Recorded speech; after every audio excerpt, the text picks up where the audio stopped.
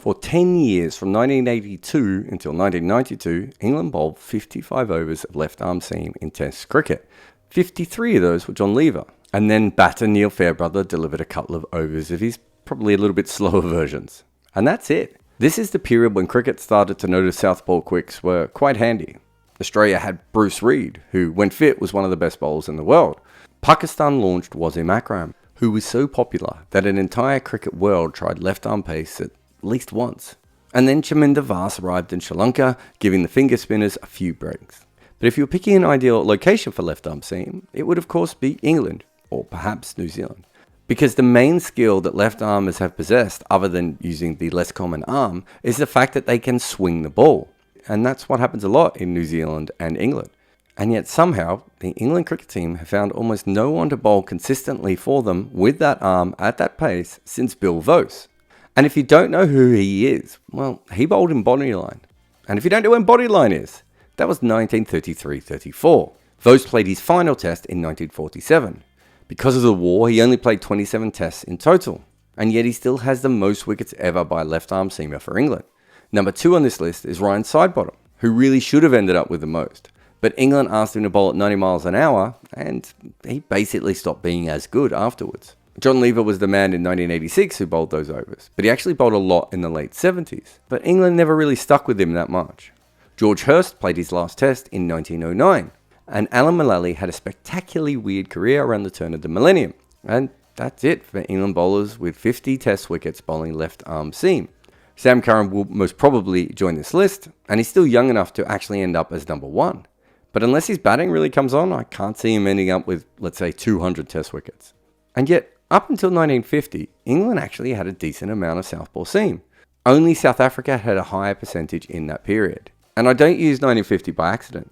That was the last year with no recorded left-arm seam deliveries. That's not quite true, as there were mixture bowlers, and there were probably some part-time bowlers who weren't registered at all. But 1950 does seem to be the last year when we didn't have much left-arm seam bowl. And so the early period of the game was when England had their most. And yet, since left-arm seamers have become more common, England has not had a decade where 10% of their deliveries have been from left-arm seam. There is only one other country with a record like this who has been around a long time, and that's the West Indies. But that's actually because Garfield Sobers was another mixture bowler. He bowled left-arm finger spin, left-arm wrist spin, as well as using the new ball for pace. But there's no doubt that during the 1960s, the West Indies probably had around 10%, maybe even more of their bowls from him with the seam up. Since 1990, Pakistan, Sri Lanka, Zimbabwe, India, New Zealand, and Australia have had decades with more than 10%. In fact, most of them have had a period of over 20%. And in the last decade, we saw New Zealand cross the 30% mark. Left-arm seam has never been bowled more often, and England has struggled to find any of it for about 70 years. But something quite interesting has started happening recently. Many missed it because England broke the world record for the most runs in an ODI, and of course, everyone was talking about that. But on the same day, they broke another record for themselves. The most balls ever delivered by left-arm seamers in a one-day international. They had 3 of them in that game, which for them is quite a lot. And I made this about 18 months ago. England being behind South Africa and West Indies is pretty bad. South Africa hasn't had any consistent left-arm seam since before apartheid. And the West Indies haven't had anyone since 1980. And since I made this graph, Ireland finally found Josh Little. So even they're changing. But I think of all the teams in world cricket, England have made perhaps the most conscious effort to actually find left-armers that I've ever seen. And we're not talking about a Wasim Akram obsessed Pakistan here. England are unearthing left-armers because they haven't had many, and because in white ball cricket, they know they need them. And if you don't believe me, well, let me hit you with this. That Dutch series that we were talking about before, England took 14 players on it. Over a third of that squad were left-arm seam bowlers. That is a frankly preposterous amount of left-arm seam bowlers. And if you throw in Tamal Mills, who bowled not that long beforehand, they've had 6 available to them over the last year or so. They are trying really, really hard to unearth them. But the interesting thing is that this isn't the first time that cricket in England has gone mad for left-arm seam bowling. As you may remember, England invented T20 cricket, and they played it a lot before the world even paid any attention. And there were 2 early trends in the game in the UK that weirdly are still trends today. Spinners being far better than anyone ever imagined, and then left-arm bowlers being really important.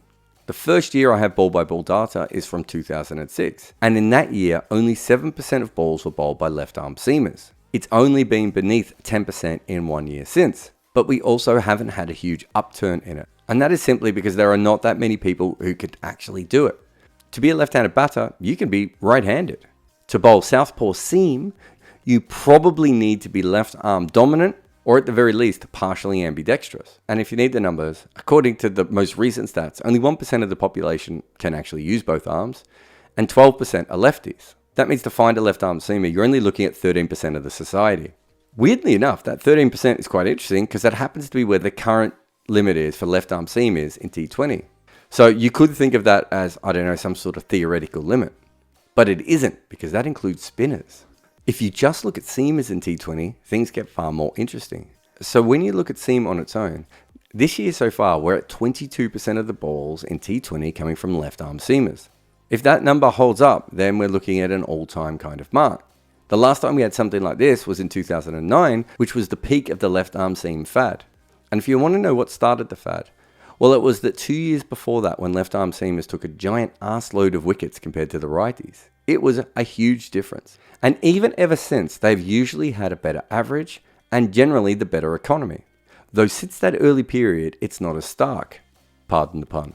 But it's also worth noting that up here at the pointy end, that the averages are now the same. Although there is still a slight bump on the right armers when it comes to runs per overs.